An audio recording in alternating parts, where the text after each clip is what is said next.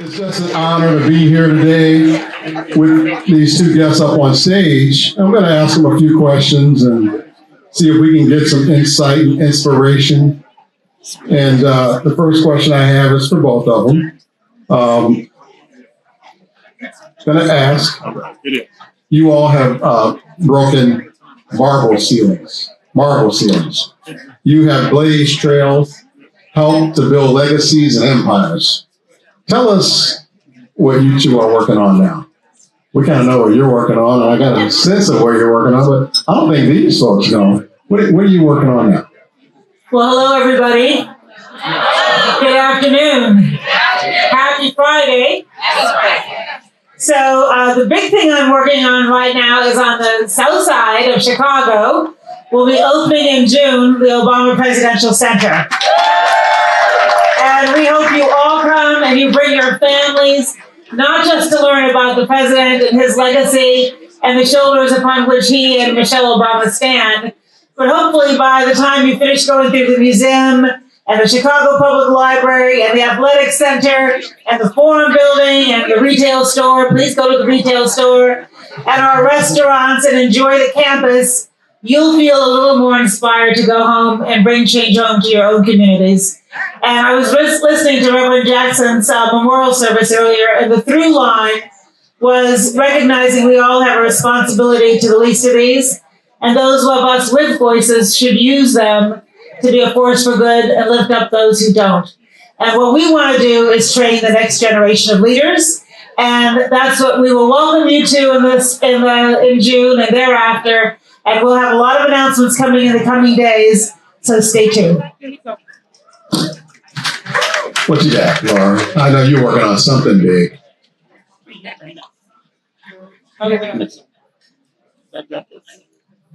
Now, can you hear me? Yes. We'll do that. Valerie, you know, the trick is exit through the shop. You exit through the shop. Yes. All right, good. I thought you probably had that under You got that control, right. But what am I working on now? Well, all the things that you mentioned. I think the couple of things that I spend most of my time on are a couple charities, and but the thing I spend really almost all of my time, well, only like 14 hours a day, on the Stars, which is I don't know if you know, if all we know, but the Stars, Chicago Stars FC. They're the Chicago National Women's Soccer League club here in the city, and they're amazing athletes, and they're incredibly inspirational, and just working really hard to build them up, find them a place to play, build them a performance center, which they desperately need. They've never really had their own place to play or a performance center of their own, which creates a lot of problems for professional athletes and for teams. So a lot of my time is spent doing that and troubleshooting anything else that comes along. Let me start with you on this one. With all that you've done, what has been the biggest lesson you've learned about harnessing and knowing your power? It's really a bit surreal to have you asking me that question, and not just because of who you are, but also because I think the biggest lesson I learned about power in my life was in the Illinois House. Many years ago, I was part of a group of people who was trying to get marriage equality passed for the LGBTQ community. And we were told, you don't need to organize, you don't need grassroots, just help us get that person elected, or go talk to that one because they do need some convincing or what have you, but it will get done. And then in the end, it didn't get done. I think I was in the speaker's seating area even, and it didn't get done. And I was so demoralized. I don't know if I've ever felt so demoralized or so depressed and so powerless in my whole life. And I went home and laid on the couch for about 3 days and moped. And then I talked to my good friend Jim Bennett, who at the time was head of Lambda Legal here in Chicago. And we started talking, commiserating at first, and then talking about what can we do. And we started organizing. We started a grassroots organization of bringing together the whole LGBTQ and allied communities A lot of egos, national organizations, local organizations, but really to do it the right way and make our case to the people and put a little more pressure on elected officials to get it done. And what I realized then, super important lesson to learn, is that you are never powerless. No one can take your power away, ever, unless you let them. Unless you let them, your power is inherent in who you are, and no one can take it from you. The other thing I learned is your power is immeasurably multiplied when you work with others, when you bring people together and work with them. And you are all the more powerful when you do that. So thank you for the question. It's a bit, like I said, it's a bit surreal to be being asked that from you. I actually remember that day. You were not speaker. I was not speaker. We would have got it done. And it did get done, by the way. We got it done In the fall. a little later. Yeah. But boy, that was a powerful moment. I remember it like it was yesterday. And I think Leader Gable is here. I think we're one of the few left that remember moments like that. So how do you harness your power or lessons learned from harnessing and knowing your power? Well, I agree with what Laura said, that power is really not about title or stature. It's about your commitment to use the voice that you have as well as you can, for as long as you can, and as effectively as you can. And I just came back from Minnesota. That's why I was stuck on the tarmac. And I was giving a speech at St. Cat's University yesterday, an all-women's college. And before my speech, I had lunch with a couple that are parents of someone who used to work on my team. And they have been spending the last couple of months delivering groceries to people who are afraid of coming out of their homes and ensuring the children get back and forth to school safely. And I said to them, why do you do what you do? And they said, well, if not us, who? And if not now, when? And they gave me so much hope.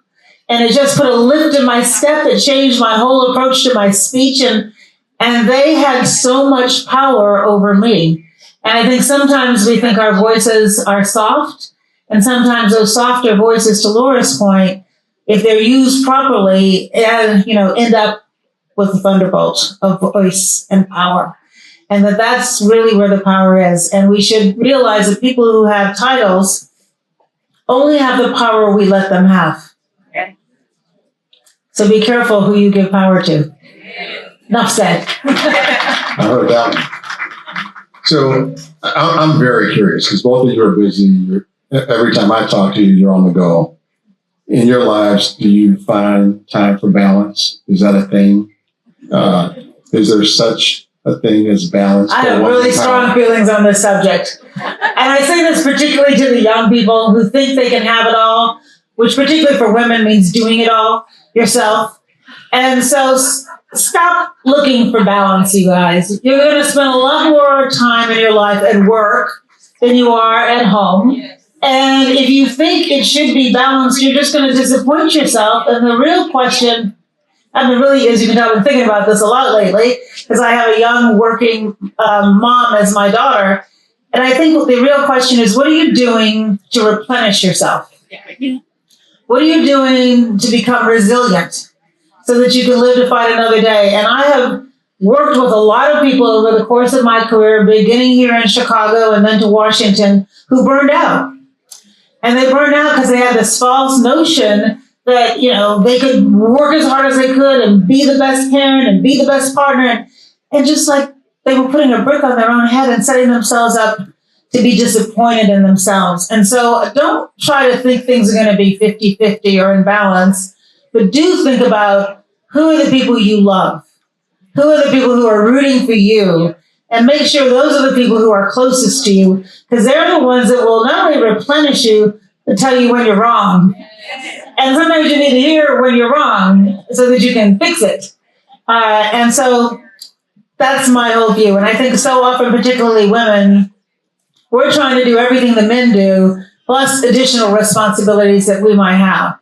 And something has to give, and that's okay. You don't have to be perfect, everybody. Just be as good as you can and stop chasing this illusion that is fleeting and not real out there. If my wife was here, she would say she's going to take that phone, the next one that goes off. Phone's on silent. Phone's Is on that silent. such a thing? Balance?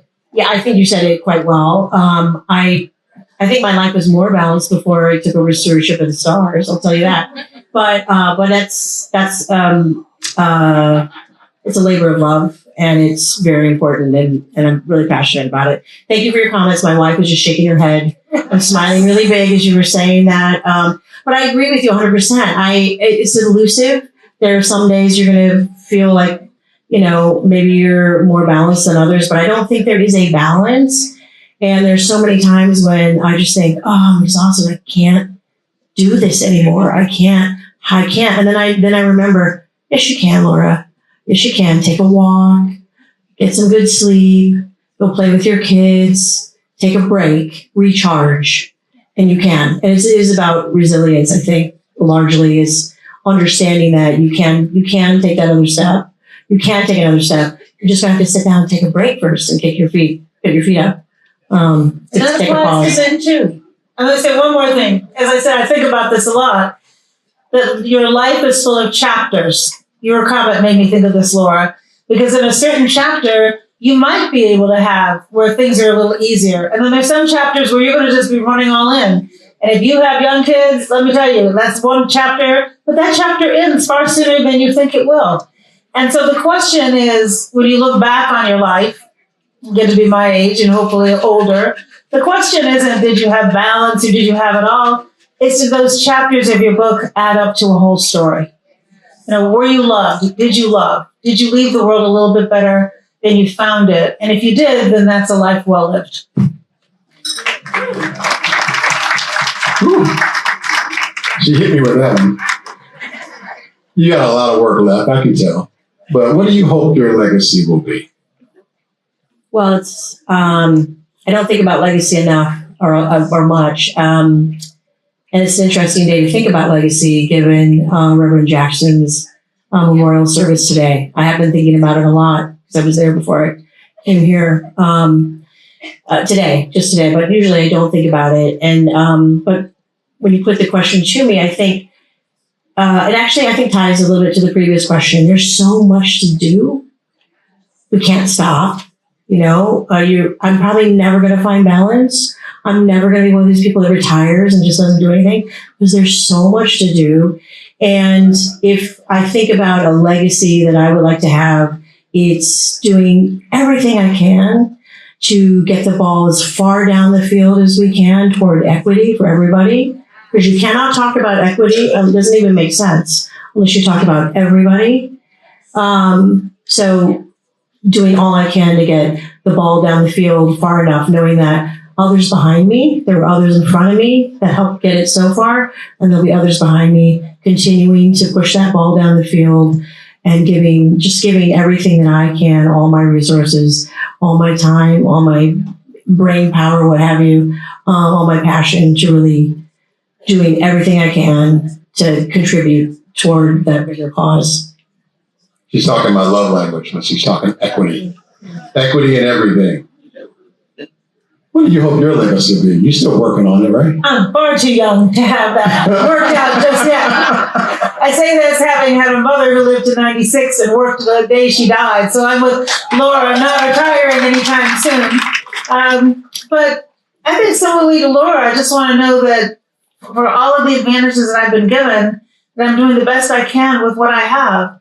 And I want to be a really good mom and an even better grandmother. That's my legacy. And if I raise my daughter well and she's a good mom and she raises her kids well, and then I can help all my other children out there who I've adopted, figuratively, then you leave the world a little better. And I think that's what we all want. But I think if you spend too much time thinking about your legacy, you're not getting to work. So let's all just get to work. Just a really good point about children, too, because that is honestly the biggest way you can impact the future is to really giving them all you have to. And I have 3 children. And again, I have to thank my wife for everything. But it's super important that you invest in them as well. And because they're be the ones that carry the ball down the field, right? Amen. I have one more question. How are we doing on time? Okay. I got all that. Somebody over there think of some questions, because I have one more left, and I'm going to go over to that group over there and see if anyone has a question for you. What is the one helpful thing or piece of wisdom that you want leaders here who have been honored today and all of the women in this room to remember? That one piece that you want them to remember. This is a lesson it took me a little while to learn, and that is the most important voice is the quiet one inside of each of you. And I spent the beginning of my career trying to do what everybody else thought I should be doing, and I was miserable. And when I decided what I really cared passionately about was public service, even though that was not on my 10-year plan that I developed when I finished school, that's when the real adventure began. And so listen to that voice. It's the most important one. Doesn't mean you shouldn't take advice. You should listen to it, but ultimately listen to yourself. It's your life. She stole my advice, but I'm honored to hear you say that. In addition to that, I think it's something that probably every woman in this room already knows is what I said earlier, that no one can take your power away from you, really, unless you let them. And just to recognize the inherent power within yourself. I think some of that comes from listening to that voice, candidly, to understand just how powerful you really are. So Takoya says I'm good on time. I'm going to do my best Montel Williams. Y'all caught that? I just dated myself. Who has a question? I know this group has a question. Come on, Mayor. You got a question for these powerful ladies? I'm always curious about women as a leadership that reach a certain level. When do you tap out at that level? Ooh, that's a good one. Are you trying to tell us something? Are you considering something there? Is that a hint? Yeah. She's not going anywhere. I don't ever think about tapping out, but there is a time to step back and let others lead. I don't know that I've gotten there yet, so I can't really offer any great advice in that regard. But I think in a way it's back to my comment about chapters. Like I was in a chapter when I had the privilege of working for President Obama in the White House, and now I'm in a different chapter where I'm more of a coach. I'm not running for office. I'm not joining any administration. I'm teaching the next generation. And when people say, would you ever go back to Washington? No, I wouldn't, because I had that chapter and I loved every minute of it, but it's time to let younger legs take over. And I think sometimes, I say this gingerly and with love, people stay too long, and you should be thinking about who your successor is, and that's your legacy. Prepare somebody else who has stronger legs, more creative, knows more about technology. Let them take. We have time for one more question. I'm going to go to Leader Delgado. Her daughter is here as well. So, Leader. Yes. Thank you again. And if you're taking any mentees, you and me right here. So today, just with what's happening with Reverend Jackson's homegoing ceremony, and I've been thinking a lot about people who've impacted me. Is there a person that has impacted you as you have been going through all of the successes and failures of your life that you are thinking about, particularly in this moment? There are a couple of people I can think of. One, ironically, is my dad, because we're very different, and I, in so many ways, do not want to be like him. But in so many ways, he's taught me lessons about resilience, about, listening to your voice, about how to be in the world. And then I would say from a more public figure perspective, really Billie Jean King, and thinking about whenever I have a challenge, thinking about all that she went through and all that she put at risk multiple times to really stand true to what she believed and what she knew was right. I so many times I think about her in a week, especially now with the stars. We can do this. We'll keep moving. We'll get through it. We'll do it. Because because she's such an inspiration. I think back to everything that she had been through and everything that she risked to accomplish what she did. My mom, and I say my mom, but obviously my dad too, but since we're talking about women here, she taught me how to be a good human. She taught me the importance of finding my passion. I watched her career, and part of what gave me the impetus to leave working at a big law firm. I'm so sorry if there's anyone who works at a big law firm here. But part of why I left and went to the Washington administration is that I was always so proud of my mother. And she was a great mom, but she had an incredible career. She was a trailblazer in her field of early childhood education. And so I knew that if I continued at that law firm, my daughter would never feel about me the pride that I felt for my mother. And so that was like a swift kick in the butt to go do something to make my daughter proud. And so, and my mother taught me how to do the mighty juggle and not try to have it all at the same time. And when I would go to potluck at my daughter's school and I would say, oh, I've got to buy the paper goods. I can't make the beef stroganoff. And she'd go, girl, nobody cares about that. Just, it's fine. You're a good mom. And so she gave me confidence, I think, that I needed at times when I was most vulnerable. And my father taught me a very strong moral compass. Whenever I would call home and I would ask my parents, what should I do? I'm in this dilemma. And my father would say, if it's gray, don't do it. That's good advice to everybody in here. If it's gray, don't do it. And whether you're in public sector or the private sector, too many people dabble in the gray. Stay out of the gray. Before we conclude, we have two special guests I just want to honor while it's quiet and you guys can hear their names. Standing tall for Illinois. Every day he goes to work. Let's recognize our state treasurer, Mike Ricketts. Is he still standing tall back there? And also our Secretary of State, Alexi Giannoulias, is in the house. Let's give it up for our Women in Power, everybody. Did we knock it out the park?